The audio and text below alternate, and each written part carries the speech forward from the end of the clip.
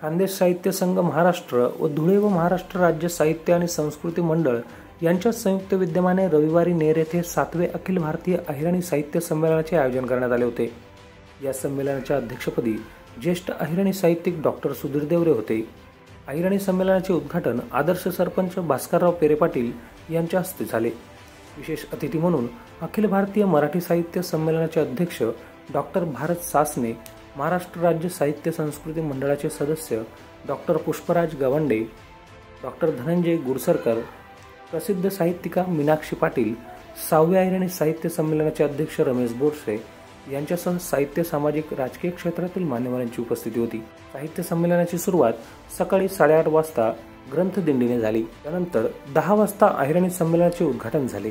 दुपारी 12 वाजता साहित्यिक फुला बागुल यांच्या अध्यक्षतेखाली भाषा साहित्य संस्कृतीनी चावय या विषयावर चर्चासत्र झाले। दुपारी 1:30 वाजता डॉक्टर एस के पाटील यांच्या अध्यक्षतेखाली कथाकथन झाले। त्यानंतर प्रवीण माळी शिरपूर हे आयतं पोयतं सख्यानं या कार्यक्रम झाला। दुपारी 2:30 ते 6 वाजेपर्यंत प्राचार्य अशोक शिंदे विसरवाडी यांच्या अध्यक्षतेखाली कवी संमेलन झाले। अहिराणी सूत्रसंचालन पूनम बेडसे व आभार प्रदर्शन प्राध्यापक डॉक्टर सदाशिव सूर्यवंशी यांनी केले। NDTV न्यूजसाठी धुळे जिल्हा प्रतिनिधी माहेश्वरी सिसोदे।